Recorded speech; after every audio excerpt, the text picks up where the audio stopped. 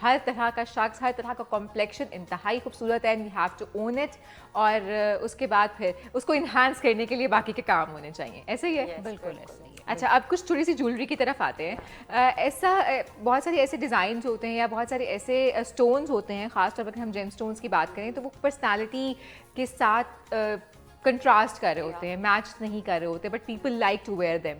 सो फिर क्या होता है, आप लोग किस तरह से गाइड करते हैं लोगों को कि नहीं, this is good for you, this is not good for you, ये आप पहन सकते हो, ये नहीं पहन सकते? वेल जो thing that you are talking about is basically कुछ उसके अंदर एस्ट्रोलॉजी इन्वॉल्व होती है। ठीक है, एज बीइंग अ जिमोलॉजिस्ट मैं आपको उतना बता सकती हूँ जितना आई अकॉर्डिंग टू माई उसके साथ ये होता है कि ये बात ऐसी है कि स्टार्स के साथ और आपकी चीज़ों के साथ होता है, और अल्लाह मियाँ ने जितने भी हमारे लिए ज्वेलरी बनाई है, सॉरी जेमस्टोन्स बनाए हैं, उनके अंदर डेफिनेटली कुछ ना कुछ ऐसे सूरत रहमान के अंदर भी है कि याकूत और मरजान की बात हुई है। तो ऑब्वियसली चीज़ों के साथ आपकी जो है वो कुछ ऑराज और कुछ एनर्जीज होती हैं, क्योंकि कुछ स्टोन्स हमें आपको पानी में से मिलते हैं, कुछ आपको लावा से मिलते हैं, मतलब उस तरह से, तो वो उनके अंदर वैसी एनर्जीज होती हैं।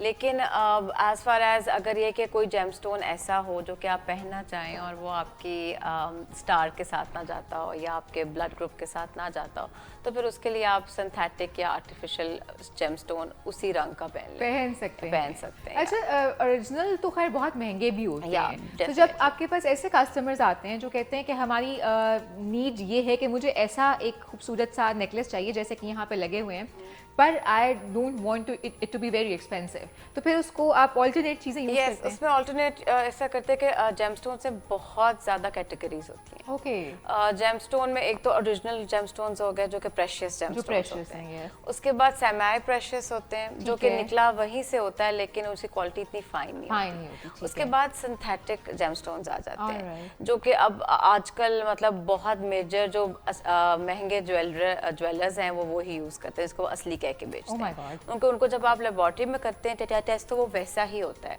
उनका जो केमिकल कॉम्पोजिशन जो होता है, फिजिकल कॉम्पोजिशन वो वही होता है जो असली का होता है, लेकिन वो लैब में बने होते हैं। तो वो मतलब होता तो ओरिजिनल है लेकिन उसके अंदर वो सब बाकी चीजें नहीं होती। ऑलराइट, जिस तरह हम ऑरा की बात कर रहे थे या जो सारी अर्थ से निकली हुई चीज है, क्योंकि जो अर्थ में चीज बनी होती है वो तो आपको सालों के बाद निकलता है ना जेमस्टोन, तो ये तो आप मतलब कुछ घंटों में कुछ हफ्तों में आप प्रिपेयर कर लेते हैं। सो वो जेमस्टोन्स भी होते हैं। फिर इन जेमस्टोन्स में बहुत क्वालिटीज होती हैं। उसके बाद हमारे पास ग्लास आ जाता है। अच्छा, उसके अंदर ग्लास आ जाता है। ग्लास की बहुत सारी टाइप्स होती है, जर्कन है, तो वो एक आपको अच्छे फॉर्म का जर्कन मोस्टली ज्वेलरी में लगता है जो कि, और उसके बाद फिर ग्लास आ जाता है जिसको हम शीशा कहते हैं नॉर्मल लैंग्वेज में, शीशे की ज्वेलरी शीशा, तो वो होता है।